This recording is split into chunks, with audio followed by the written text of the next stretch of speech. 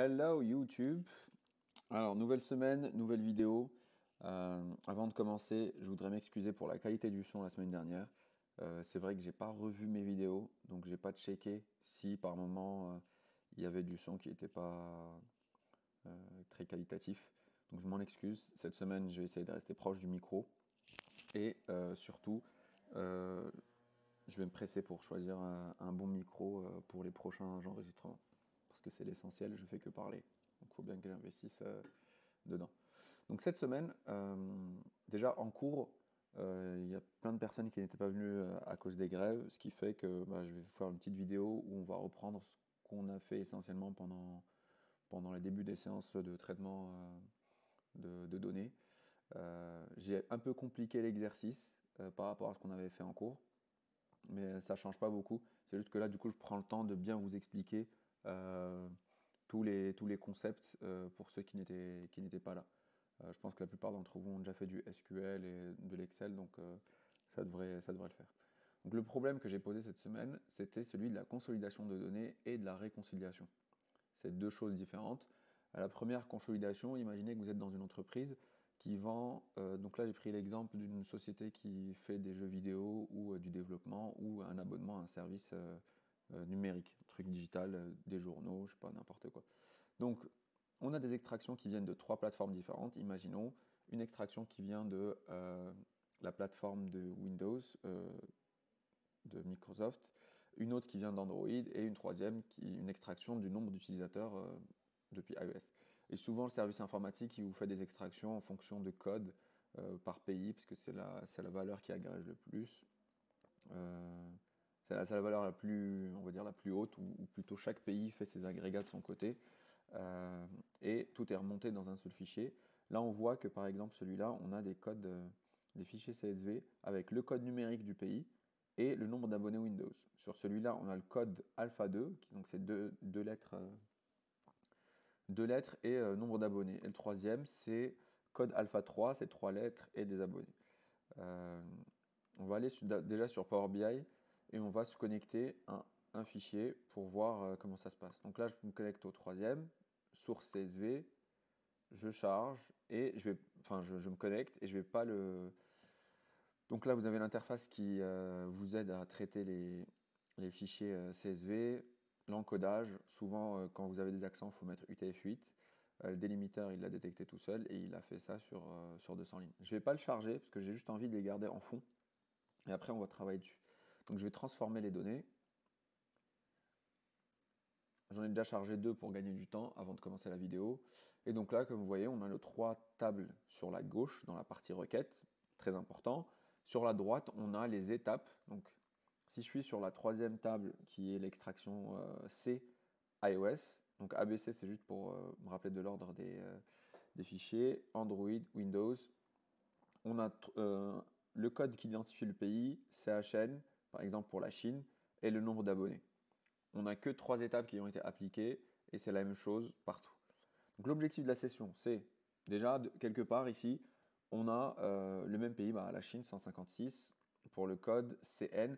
Donc elle est disponible sur trois tables et si on veut tout avoir ensemble pour pouvoir les analyser et pas faire une visualisation par table, il faudra ressortir de l'exercice d'aujourd'hui avec une seule table où on a un code pays unifié. Donc à nous de choisir. C'est soit le code alpha 2, le code numérique ou le code alpha 3. Moi, j'ai décidé de travailler avec le code alpha 2 parce qu'il est beaucoup plus présent dans les bases de données que les autres codes. Par exemple, si on veut enrichir nos données avec des données démographiques, ce sera beaucoup plus facile de trouver du code alpha 2 ou même juste avec le nom français du pays. Donc pour faire cet exercice, d'abord il faut consolider, mais pour consolider, il faut enrichir un peu nos données avec des identifiants uniques par pays. Donc imaginez que vous connaissez rien, vous ne connaissez vraiment pas en code, vous tapez code alpha 2 pays, bien sûr je l'ai déjà fait, et vous tombez sur une table dans l'Atlas Monde. Ok, ça a l'air pas mal, on a l'Afghanistan, le code. Bon.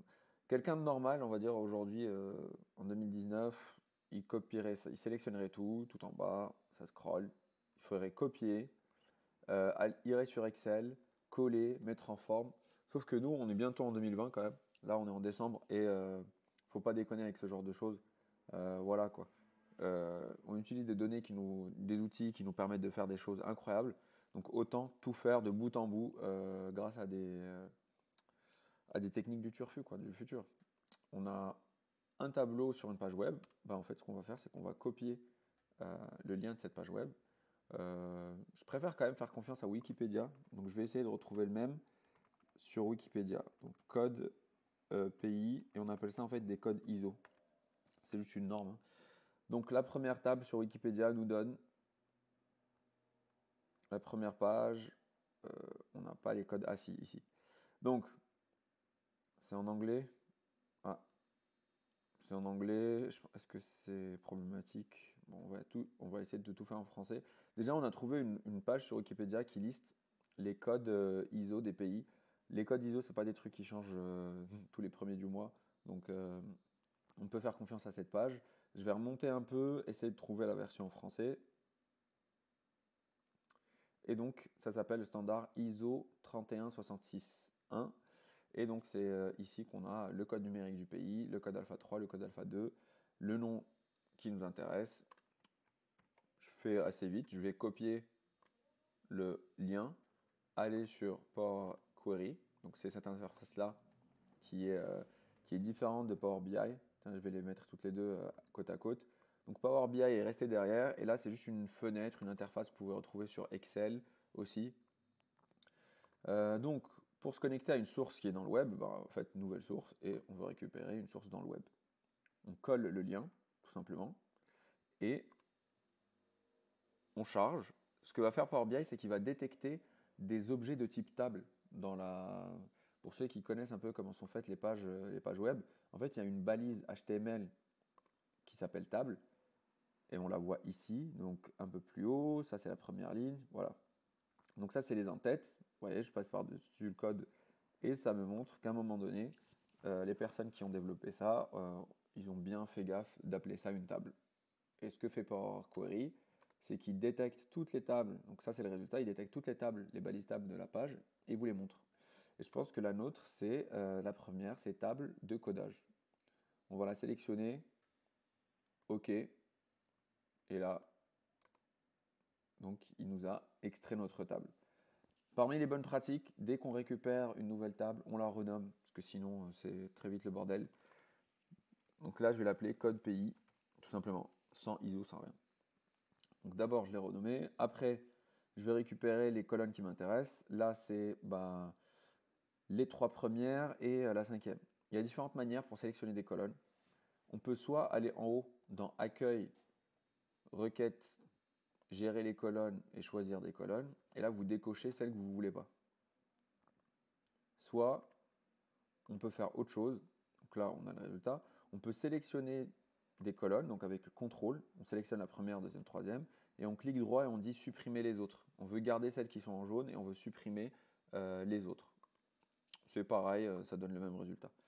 Donc on a nos colonnes et je vais décider que mes colonnes principales, celles que je veux vraiment garder pour mon identification partout, ça va être le code alpha 2 et le nom français. Je vais les rapatrier tous les deux en même temps. Et donc pour ce faire, si vous avez déjà travaillé avec du SQL, ça s'appelle une jointure, un joint en SQL. Et si vous êtes sur Excel, c'est l'équivalent de recherche V. Donc je pars de ma première table.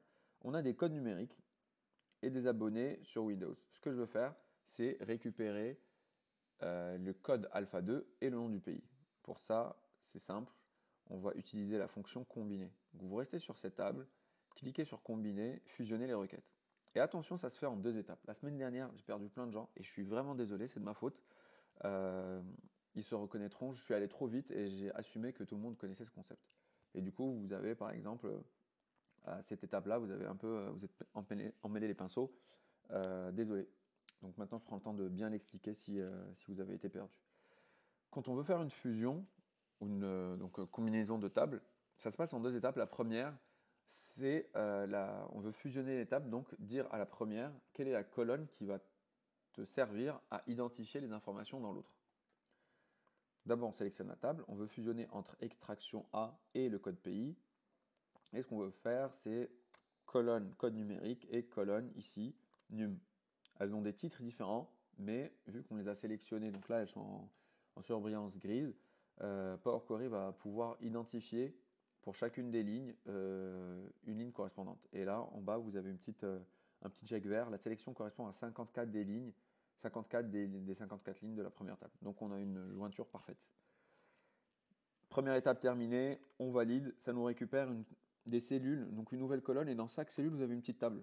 Donc ces petites tables, c'est l'équivalent de ce qui a été retrouvé. Donc 156, c'est la Chine, 792, c'est la Turquie. Première étape terminée, on se focalise bien sur les colonnes qui vont servir à la fusion. Et maintenant, on passe à la deuxième étape qui est le rapatriement des colonnes. Et moi, ce que je veux, c'est récupérer la colonne alpha 2 et non français, donc je vais décocher les autres. Utiliser le nom de la colonne d'origine comme préfixe, ce que ça va faire, c'est que ça va déployer code pays.alpha2, code pays.non français. Et moi, j'ai pas envie de ça, je vais juste garder, je vais la décocher, et je veux mes deux premières colonnes, alpha 2 et non français. Et ainsi, du coup, j'ai une table bien faite. Je vais me débarrasser de la première colonne, parce que je vais en garder que 3. Le code numérique, maintenant, il ne me sert plus à rien, donc je le supprime et j'ai une table propre. Je refais la même opération sur les autres. Comme ça, bah, vous n'avez pas obligé de revenir en arrière sur la vidéo. Vous pouvez juste regarder les autres tables. Même chose pour la B. Combiner. Je sélectionne fusionner des requêtes. Je sélectionne ma table. Là, c'est le code alpha 2. Code alpha 2. Je vais le faire quand même pour celui-là parce que je cherche aussi à rapatrier le nom du pays. Il n'y a pas que le code qui nous intéresse. Même si on a déjà un code, on veut quand même récupérer le code du pays. Et aussi, ça m'évite de renommer cette colonne. Donc je vais juste la supprimer. Comme ça, j'ai cette colonne-là qui est pareille que la table A et qui sera bientôt pareille que la table C. Je refais l'exercice. Combiner, fusionner des requêtes. Code pays. C'est le code alpha 3 et le code alpha 3 ici. Toutes les lignes ont été retrouvées. OK. Et je vais déployer mes deux colonnes. Maintenant qu'on a ça, on n'oublie pas de supprimer. 3 colonnes, abonné, code et non pays. 3 colonnes ici et ici aussi. Maintenant qu'on a ces 3 colonnes, grâce à la table code pays, ce qu'on va faire, c'est qu'on va les fusionner, mais c'est un autre, enfin fusionner. On va les ajouter l'une à l'autre. Donc en français, on peut penser que fusionner, c'est si on a 3 colonnes de 10 lignes, qu'on veut les fusionner, ça nous donnera 3 lignes, mais en fait, on va dire ajouter les requêtes, voilà, l'une à l'autre. Donc, quelle que soit la table sur laquelle vous êtes, vous allez dans combiner, ajouter des requêtes, et faites gaffe, ne pas ajouter des requêtes simplement. Donc là aussi, pas mal de... On a perdu des personnes durant la séance de l'atelier de cette semaine, et c'est aussi de ma faute, je suis parti trop vite. Donc combiner, ajouter des requêtes. Si vous cliquez, si vous êtes sur la table code pays et que vous cliquez sur ajouter des requêtes, ça va venir rajouter d'autres requêtes à la table code pays sur laquelle je suis en ce moment. Nous, ce qu'on veut faire, c'est ajouter des requêtes comme étant des nouvelles. Et donc ça va partir de zéro, ça va vous dire quelles sont les tables que vous voulez ajouter. Donc moi, je veux ajouter l'extraction A et l'extraction B. On a besoin de la C aussi, donc là on va passer à au moins 3 tables. A et B sont dans les tables à ajouter. Je double-clique sur C ou sinon je clique sur ajouter là. Double-cliquer. A, B, C, OK. Ça a généré, regardez sur la gauche, une nouvelle requête, append. Je vais l'appeler, première chose, c'est toujours renommer, consolidation abo. Allez. Et là, on a notre table avec toutes les lignes qui nous intéressent. Sauf que là, vous vous dites, il y a un truc bizarre. On avait 3 colonnes ici, et là, on se retrouve avec 5. Ce qui se passe, c'est que la première colonne des abonnements, elle n'avait pas le bon nom. Je m'explique. Ici, on avait abonnement Windows pour Windows, abonnement Android et abonnement iOS. Même si, du coup, les deux colonnes de code étaient bonnes, on n'a pas réussi à avoir les bonnes colonnes d'abonnement. Elles n'étaient pas toutes ensemble. Donc là, pas de problème encore. On a 5 colonnes, 165 lignes. L'objectif, c'est de passer à une ligne par pays. Enfin, d'avoir les valeurs sur une seule colonne d'abonnement. Donc même si on a par exemple une autre extraction D, E, F qui viennent, le nombre de colonnes dans notre table consolidée ne changera pas. Et ça, c'est quelque chose que les machines n'aiment pas parce que, bah, imaginez, vous êtes en train de faire un graphique et vous utilisez cette base de données en l'état comme elle est, donc abonné Windows, Android et iOS, vous mettez ça dans votre dashboard et un jour on vous rajoute un nouveau fichier. Ça va contre les règles de l'automatisation. On ne va pas réouvrir notre dashboard Power BI, venir replacer d'autres colonnes. Ce qu'on veut récupérer, c'est le code pays, le nom français, le type de plateforme et une colonne abonnement, nombre d'abonnés. Donc je vais vous montrer comment on fait. On appelle ça du dépivotage. Et en gros, on va chercher à récupérer le nom de la colonne sur une ligne et le nombre d'abonnés en face. Et pour faire ça, c'est simple, on sélectionne les colonnes qui nous intéressent vraiment, celles qu'on veut garder, donc alpha 2 et non français, et on va aller dans transformer et on va dépivoter les autres colonnes. C'est-à-dire que je veux que toutes les autres, c'est l'inverse d'un TCD. Pour ceux qui ont déjà fait, un TCD, bah, tableau croix dynamique sur Excel, on cherche à faire passer des valeurs qui étaient dans des lignes comme en tête de colonne. Et bah là, c'est l'inverse, on cherche à le dépivoter. Et ça vous fait gagner énormément de temps. Les gens qui ont l'habitude de dépivoter des tables de vente par mois ou par jour ou par année, ils savent. Ils savent la galère que c'est. Et donc, entraînez-vous à utiliser cette fonctionnalité. Elle économise beaucoup de temps, elle permet d'automatiser beaucoup de choses. Donc, alpha 2 et non français, je les garde et je vais dépivoter les autres. Différent de dépivoter les colonnes. On va dépivoter les autres colonnes. Et là, on va se retrouver avec 4 colonnes, normalement. Cool. Alpha 2, non français, et l'attribut, donc c'était l'ancien titre de colonne, et là, la valeur. Voilà, c'est simple. Et maintenant, on vient de récupérer toujours 165 lignes, sauf qu'on a toutes nos valeurs qui sont dans 4 colonnes. Même si on avait plus de fichiers, je pourrais en rajouter un tout à l'heure, bah, ça ne changerait rien. Et donc là, il nous suffit juste de faire disparaître, on va renommer la colonne attribut en disant le type de plateforme. Voilà. On va enlever abonné-Windows en cliquant sur la colonne, toujours dans l'onglet transformer, extraire, et on va extraire après le délimiteur tiré du bas. On aurait aussi pu faire, par exemple, supprimer abonné- remplacé par le vide. Mais là, j'ai décidé de rester faire une extraction. On a Android, iOS, Windows et ici on a le nombre d'utilisateurs et voilà notre table consolidation abonnement qui est prêt. On peut comparer par pays quels sont les nombres d'utilisateurs par plateforme et on peut comparer aussi sur tous les pays. Maintenant qu'on a les codes, on peut agréger tout en fonction des pays. Je vais charger ça, mais juste avant, je vais désactiver le chargement de la table C parce que j'en ai plus besoin et de la table des codes pays parce que j'en ai plus besoin aussi. Donc elles vont rester dans notre processus et vous voyez elles sont en italique et celle qui nous intéresse consolidation abo, c'est la seule qu'on va charger dans notre modèle. Donc fermer, appliquer et là si on revient sur Power BI, il y a un petit traitement qui va être mis en place car toutes les étapes qu'on a fait tout à l'heure, elles étaient juste appliquées sur un exemple de fichier, pas les fichiers en entier. Ça vous permet de traiter des fichiers qui font, ça va de 1000 à 1 million de lignes.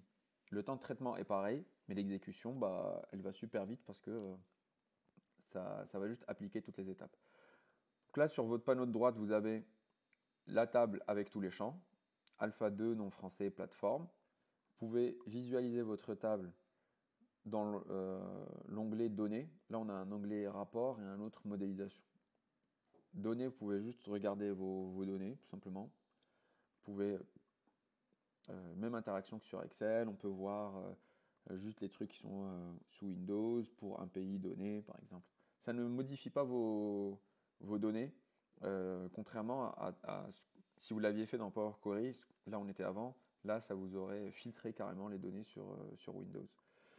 Donc ça c'était pour les présentations. Après on passe dans l'onglet rapport et maintenant vous allez pouvoir bah, afficher par nom de pays la somme à valeur. On n'a pas modifié valeur, c'était abonné. Bon, bah, je peux double-cliquer ici et changer.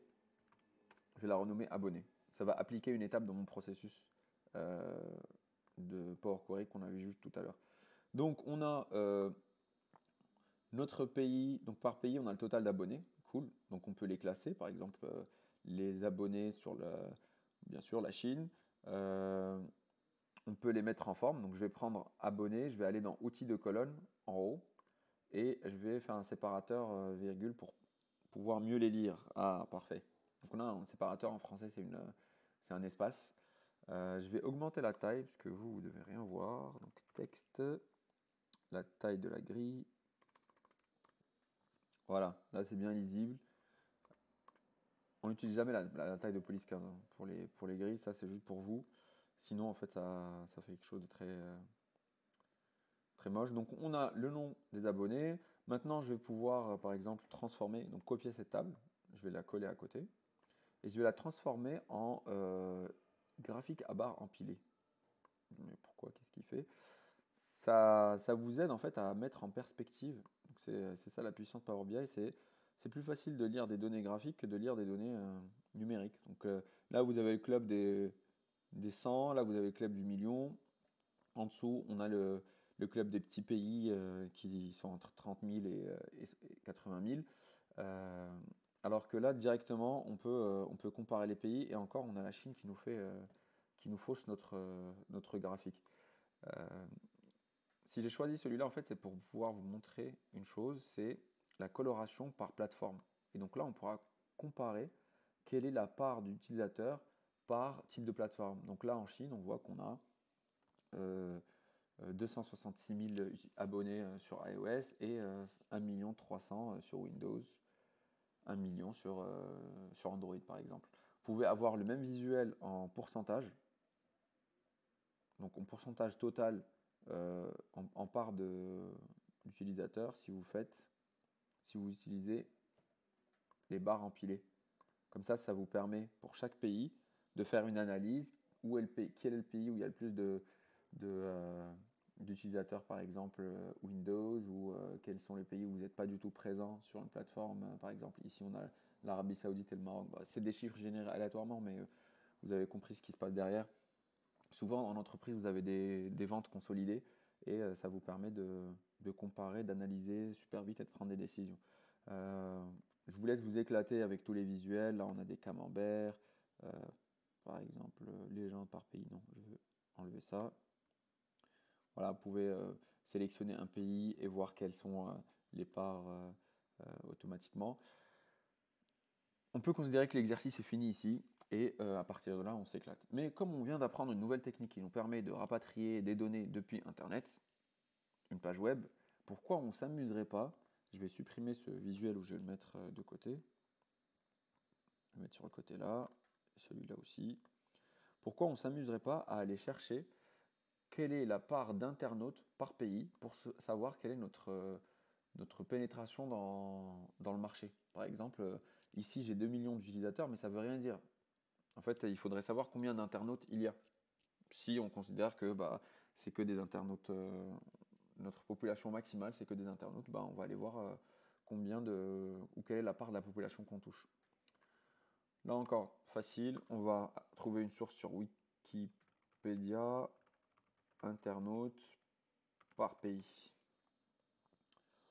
Et on a la liste des pays par nombre d'utilisateurs. Bien sûr, j'ai déjà été sur cette page.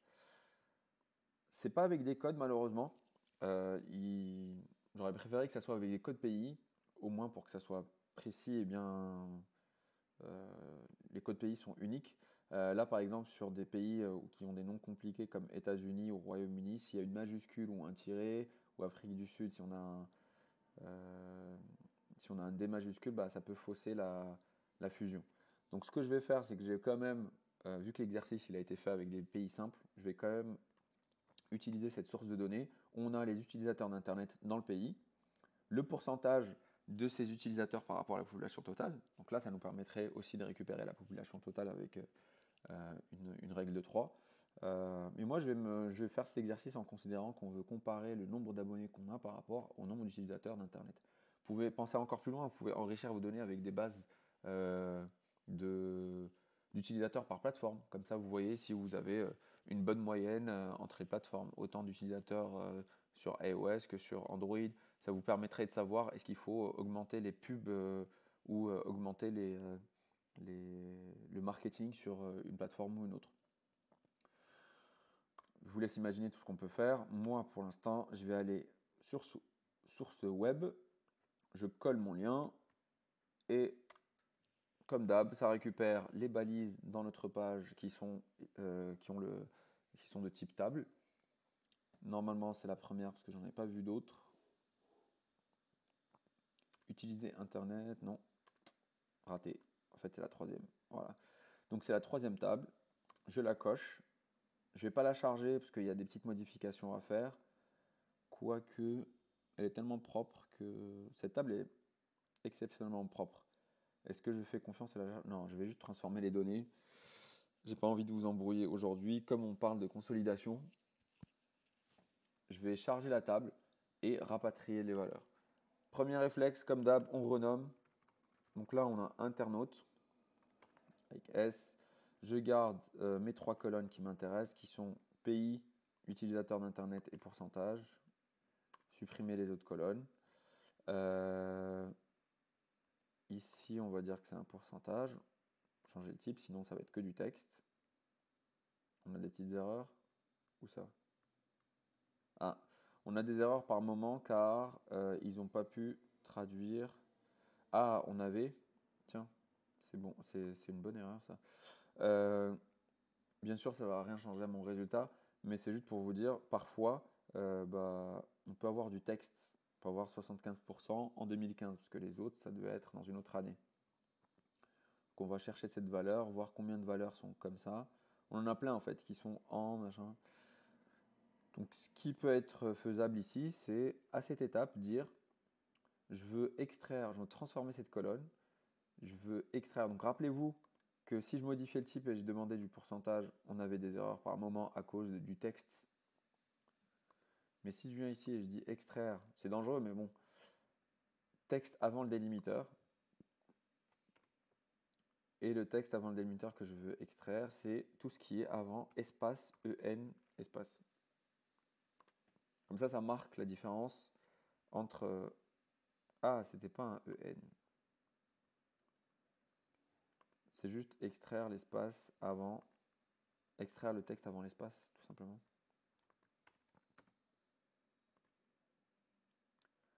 Ah, on peut lui dire... Ah, extraire le texte avant le pourcentage.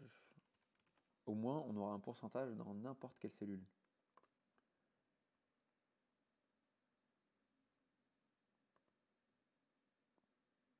Extraire le texte, c'est bien un pourcentage. Ou sauf si c'est un caractère spécial. Trop de personnes se sont fait avoir. Donc, extraire le texte avant ce caractère qui est présent partout. OK.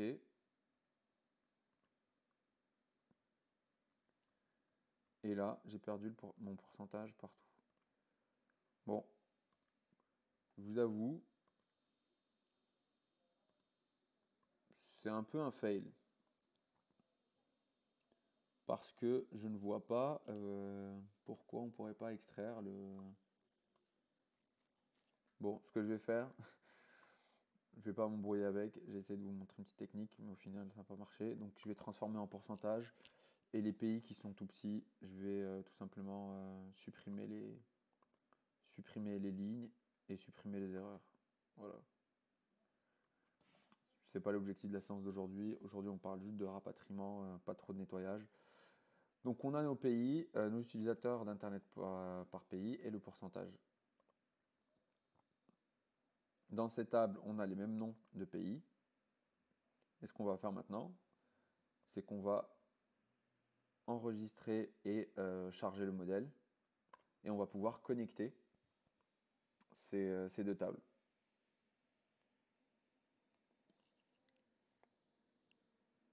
Ça fait 30 minutes, j'espère que vous n'avez pas perdu. Essayez de prendre du temps. Moi, je vais boire un coup. Il est midi, c'est du thé, hein. C'est pas de l'alcool. Donc, je suis pas en train de faire mes vidéos avec un verre de rouge. Nom français et pays ou zone, on va les connecter ensemble. Comme ça, pour chaque pays, on va pouvoir avoir le nom qui va bien avec. Donc maintenant, on pourra afficher déjà une petite table par pays, le nombre d'utilisateurs. Ah, vous avez vu ce qu'il a fait? Comme il savait que c'était des pays, parce qu'il a détecté des noms de pays, et qu'on est en dictionnaire français dans mon application, il va automatiquement vous faire une petite carte. Tiens, je vais en profiter, du coup, où je vais faire pas avec cet exemple-là, parce qu'il n'est pas intéressant, mais avec l'exemple si vous étiez dans une ville ou dans un pays un peu plus petit, ça serait intéressant. Je vais, avec la première table, donc consolidation des abos, j'oublie celle des internautes, je vais prendre le nom du pays, je vais le glisser ici, donc nom français, et je vais prendre le nombre d'abonnés, et je vais le glisser dans la taille des bulles. Et je vais faire la somme, ok? Donc là, ouais, ça, c'est vraiment très intéressant pour tout le monde. Donc, on a une taille de bulle par pays. Je zoome un peu sur l'Europe. Et là, vous voyez, oh, d'accord, on peut avoir le nombre d'abonnés. Mais ce qui est encore plus ouf, c'est qu'on peut avoir des camemberts. Donc, les camemberts que vous avez ici en bas, vous pouvez les avoir dans chacun des ronds. Il suffit de glisser dans la légende le nom de la plateforme. Et là, vous avez des camemberts et vous pouvez comparer. Si vous connaissez parfaitement vos couleurs, vous pouvez dire, ah, ce pays-là, bah, on a plus d'utilisateurs sur Windows que sur les autres plateformes. Vous glissez un peu en Europe, vous zoomez un peu. Vous pouvez modifier la taille de tout ça, hein. C'est un peu petit, je trouve. Je vais aller dans les paramètres, bulles, et les tailles, je vais les augmenter un peu. Voilà. Comme ça, on peut comparer facilement quand on zoome sur un pays. On a une bonne visibilité, on peut savoir comment se comportent nos régions. Je vais aussi modifier le style de la carte. Je veux un truc nuance de gris, comme ça c'est propre. On n'a pas toutes les routes qui viennent nous embêter dans notre analyse. Voilà, petite démonstration. Et aussi les étiquettes. Donc on peut avoir les pays sur lesquels on est vraiment présent. Et donc il y aura une étiquette à côté de chaque camembert. Luxembourg, Belgique, Irlande. Ça, c'est une bonne visualisation. Je l'aime vraiment bien parce qu'elle permet de prendre des décisions facilement. Pendant ce temps-là, nous, ce qu'on cherchait à faire. Donc ça, vous avez des pourcentages des camemberts par pays. On pourrait rajouter sur l'infobulle aussi le nombre d'abonnés, mais on va l'afficher en... Donc c'est toujours la somme et c'est en pourcentage du total. Donc quand vous zoomez sur un pays, vous allez avoir le nombre d'abonnés. Par exemple, prenons un pays simple, l'Italie.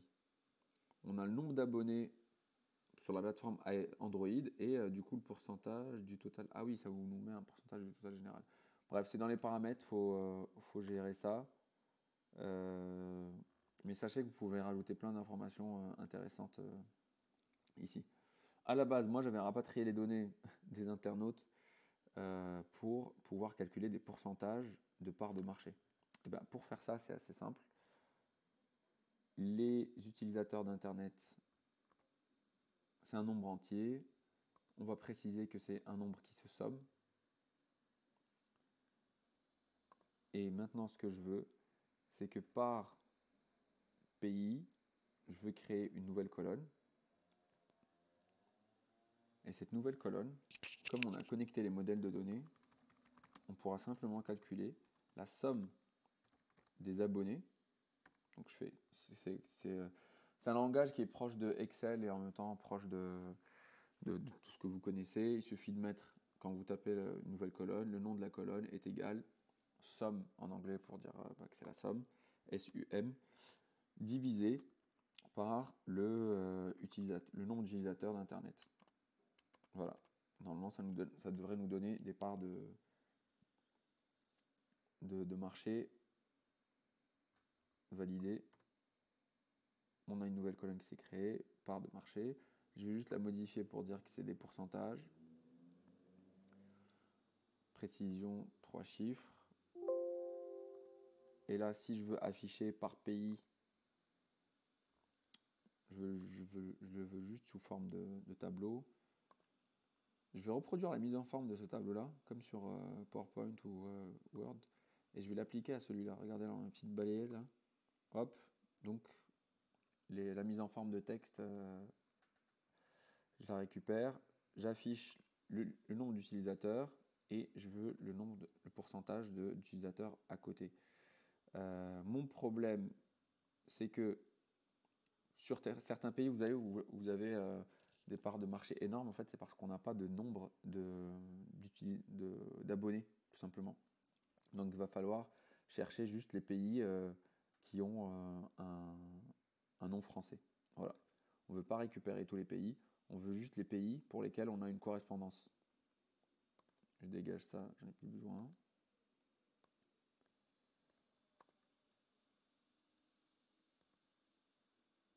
Et donc les parts de marché qui sont aberrantes, c'est parce que la somme... Ah oui, on a fait...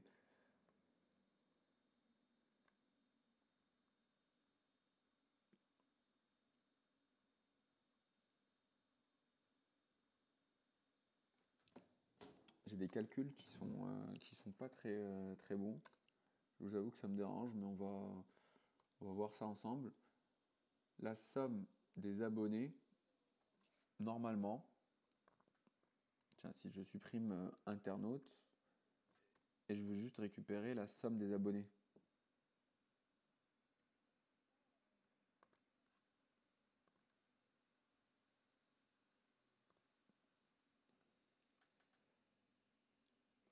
Ah d'accord. En fait, quand j'ai fait la somme des abonnés, on a une mauvaise connexion entre nos deux modèles. Il suffit d'enlever le nom français.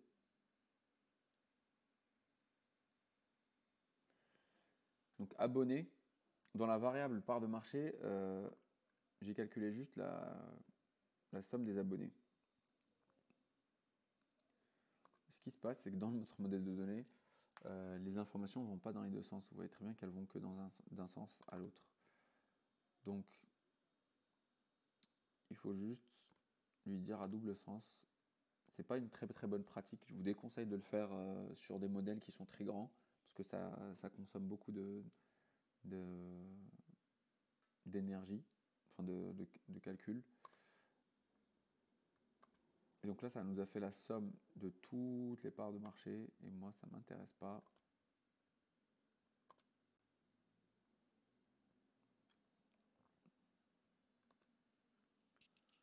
Pour chaque pays, on a un nombre d'abonnés, et moi, je veux récupérer juste ce nombre d'abonnés. On va utiliser une autre technique, somme X, qui est normalement utilisée pour les calculs de mesure.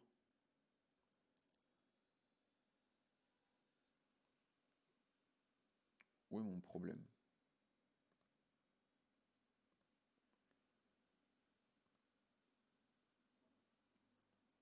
Pour chaque pays, on a plusieurs pays. Je calcule juste le nombre d'abonnés, ça me fait bien la somme. Maintenant, pourquoi je ne peux pas avoir là... Je vais supprimer cette colonne. Je vais faire une nouvelle colonne. Je vais dire que c'est une mesure, tiens. Au lieu de faire une nouvelle colonne, c'est juste pour vérifier que part de marché est égale somme X de ma table consolidation abonnés. Donc ça veut dire que je veux récupérer le nombre d'abonnés au total et je veux le diviser par la somme de utilisateurs internet.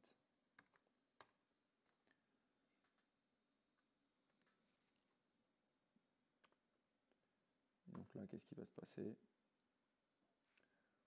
On veut l'afficher comme étant des pourcentages. J'aurais pas dû utiliser une colonne, c'est ça.